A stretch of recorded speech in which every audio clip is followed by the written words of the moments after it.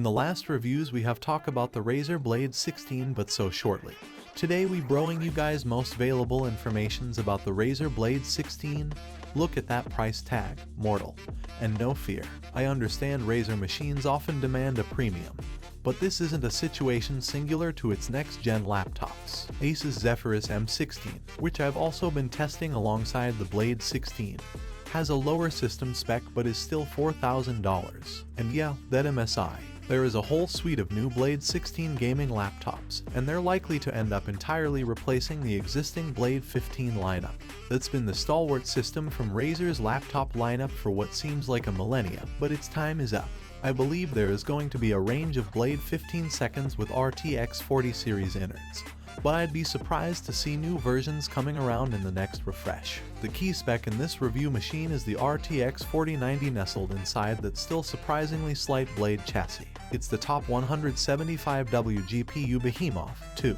While Nvidia lists the TGP range as between 80 and 150W, there is still a 25W leeway allowed to manufacturers who wish to go all out with the GPU power draw. The RTX 4090 sports the full Ada Lovelace package, which might sound a little OnlyFans, but basically means you're getting all the power efficiency of Nvidia's latest 4nm GPU architecture and a good bit of the performance to boot.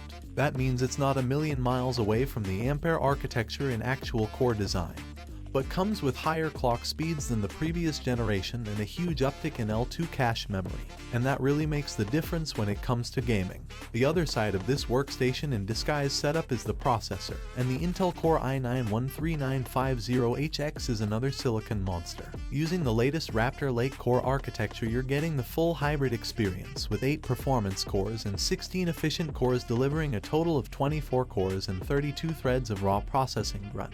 To back up the core spec, with this top-end Blade 16, you get 2TB of NVMe storage and 32GB of DDR5-5600 of the 5 different Blade 16 SKUs Razer has to offer. The RTX 4060 and RTX 4070 versions still ship with a 1TB SSD and 16GB DDR5-5600, so the spec is relatively high across the board. So, why would you want such a feature? Well, I mean, therein lies the rub. If I'm forced into rebooting to do so, I honestly cannot see anyone using it. If it was merely a case of running a lovely UHD Plus desktop at 120Hz, and then if I want the higher 240Hz refresh, the display dynamically switches to give me the option for its Alt 1200p mode. It would then be a neat option for competitive gamers. This is an opinion of a gamer that have the laptop. I am torn over this machine. The style still really works for me, even if it is most definitely thicker than its Blade 15 predecessor. I love the Blade's unashamed dark side MacBook aesthetic, and I will also admit to being very into that absolutely huge trackpad. Aside from the actual feeling of depressing the trackpad's buttons, that is, it just feels a little too spongy for my tastes. I want something with more of a defined click. Please don't forget to like the video and subscribe.